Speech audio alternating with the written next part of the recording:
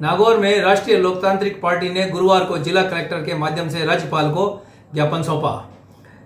ज्ञापन में प्रदेश की जन समस्याओं के समाधान की मांग करी। इस दौरान आरएलपी कार्यकर्ताओं ने कलेक्ट्रेट पर मुख्यमंत्री का पुतला फूंका और सरकार विरोधी नारे लगाए।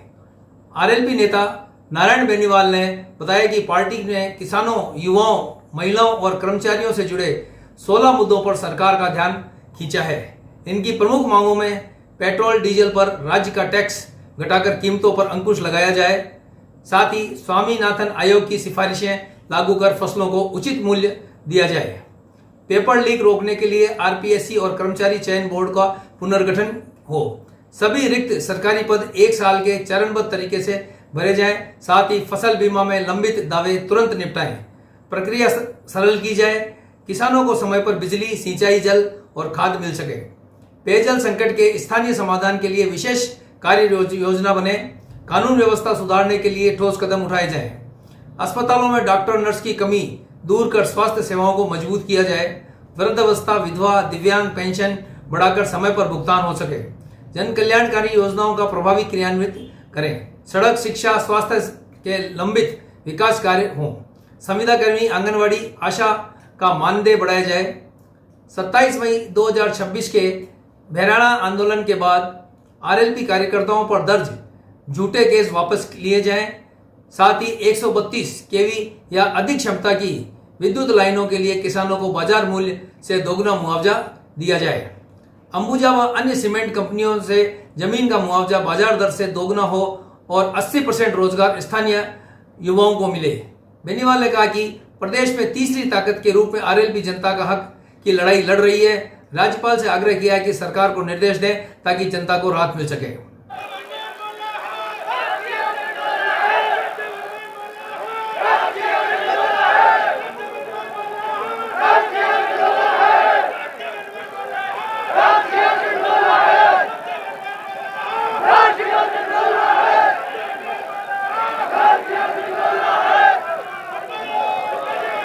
अरे झंडी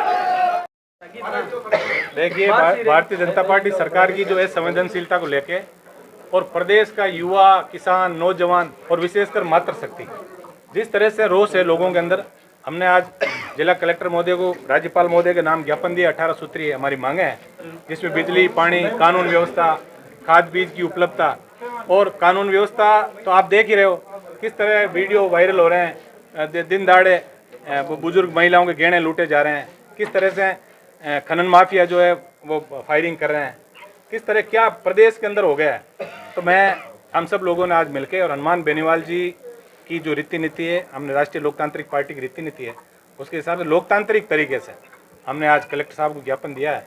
और चूंकि सरकार जो है, देखिए, धृतराष्ट्र को तब तक पता नहीं लगा जब तक उसका कुल खत्म नहीं हो गया कि मेरा दुर्योधन जो है वो कहीं ना कहीं गलत है। तो सरकार में जो मुख्यमंत्री जी बैठे हैं उनको भी पता नहीं लग रहा उनके मंत्री प्रदेश में क्या कर रहे हैं, इस जिले में क्या कर रहे हैं। उगाई और जो जीरो टॉलरेंस की बात करने वाली सरकार के जो विधायक हैं वो 40% कमीशन में किस तरह मीडिया के सामने नंगे हो गए। लेकिन और जिस तरह हमारे एक मंत्री महोदय का वीडियो वायरल हुआ, एक पुलिस कर्मियों को जिस तरह से माँ बहन की गाड़ी दे रहे और मीडिया ने छोटी सी बाइट के अंदर 27 बार मीडिया को बीप बजानी पड़ी। ये चरित्र और संस्कार की बात करने वाली भारतीय जनता पार्टी का जो दोगला चरित्र जो है उसको लेके हमने आज ज्ञापन दिया है। गाय को माता कहते हैं, जब चुनाव आते हैं तब गाय को माता कहेंगे, बैल को बाप कहेंगे, सांड को ये नंदी महाराज कहते हैं। और चुनाव होने के बाद इनको न गाय से मतलब है न बैल से मतलब है। और जिस तरह अभी हाल ही की जो पश्चिम बंगाल की सरकार है, उन्होंने एक नोटिफिकेशन जारी किया है कि 14 साल के से ऊपर की अवधि की जो उम्र की गाय जो है उसको आप काट सकते हो सर्टिफिकेट लेके। तो कल को ये आदेश ये भी निकाल देंगे कि जो 60 साल से ऊपर के जो माता पिता है उनको भी आप कहीं ना कहीं आश्रम में भर्ती करा दीजिए। ये जो नीतियां जो भारतीय जनता पार्टी की उसको लेके रोष है। हम जनता के सामने जाएंगे और इनका जो दोहरा चरित्र है भारतीय जनता पार्टी का, उनके चरित्र को हम सब जगह लोगों को दिखाएंगे। किस तरह सिर्फ वोट प्राप्त करने के लिए ये लोगों से वादे करते हैं, अच्छी बातों में अच्छे संस्कार की झूठी बातें करते हैं, इनके संस्कार किसी से छुपे नहीं। हम एक मांग हमने ये भी की है कि राष्ट्रीय लोकतांत्रिक पार्टी के पदाधिकारियों पर, कार्यकर्ताओं पर जिस तरह झूठे मुकदमे दर्ज किए जा रहे हैं, जिस तरह की हिटलरशाही और अंग्रेजी जमाने की याद हमने इतिहास के अंदर ही पढ़ा, किताबों में पढ़ा अंग्रेजों ने क्या क्या जुल्म किए। अब जो पुलिस का नया जो सिस्टम खड़ा हुआ है उस सिस्टम के अंदर भी जिस तरह से लोगों को परेशान करना, 151 की धारा वाले लोगों के ऊपर 5-5 हज़ार के इनाम घोषित करना। और मैं आपके माध्यम से पुलिस के और जो प्रशासनिक अधिकारी उनको भी कहना चाहूँगा कि वो यदि मेरी बात सुन रहे हैं तो आपको सरकार ने नौकरी दी है, आपने सरकार ने नौकरी दी कि आप पढ़ लिख के, और सरकार आपको पद जरूर दे सकती है, कहीं का एसपी लगा दे, लेकिन आप आईपीएस ही रहोगे। ऐसी घिनौनी कार्रवाई यदि आपने की तो इसका खामियाजी भी भुगतना पड़ेगा, क्योंकि घड़ी के अंदर भी आप देख रहे हो कि 12 भी बजते हैं, 6 भी बजते हैं, वापस 12 भी बजते हैं। समय परिवर्तनशील है, आप थोड़ा ध्यान रखें किसी की ज़्यादा जी हुजूरी के अंदर और नंबर बढ़ाने के चक्कर में ऐसा नहीं हो कि जनता आपसे नाराज हो जाए, और जिस दिन जनता नाराज हो गई उस दिन न एसपीओ का पता लगेगा, न कलेक्टर का, न मुख्यमंत्री।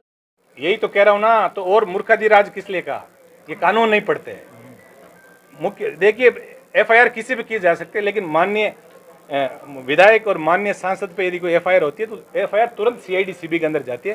लेकिन आनंद फानंद में करना है इनको सिर्फ नंबर बढ़ाना है, इनको और कुछ काम नहीं करना। इनको कानून व्यवस्था की यदि चिंता हो तो आज कानून व्यवस्था किस तरह सड़क पे बिगड़ रही है आप देख नहीं रहे हो। आज हमारी मातृ शक्ति घर से बाहर निकलने में हिचकिचा रही है। ये भजन लाल जी के आने के बाद जिस तरह गुंडागर्दी जो हुई, आज देश के अंदर पेट्रोल डीजल की बात करें, गैस की बात करें, माननीय प्रधानमंत्री जी बार बार आग्रह कर रहे हैं घर से बाहर मत निकलिए भाइयों और बहनों, तो आपके मंत्री फिर जेट लिए क्यों घूम रहे हैं, इनको भी रोको आप। ये दोगली जो नीति है इनकी, इस नीति के विरोध में हमने आज बहुत बड़े कार्यक्रम का आयोजन किया। ये एक छोटा सा ट्रेलर है, और यदि आवश्यकता हुई तो हम राजस्थान की सारी सड़कें जाम कर देंगे। यदि हमारे अध्यक्ष हनुमान बेनीवाल जी ने एक इशारा किया तो यहाँ का नौजवान, यहाँ की मातृ शक्ति, यहाँ के किसान जो है वो मिलके और राजस्थान के अंदर सारी सड़कें जाम हम लोग कर देंगे।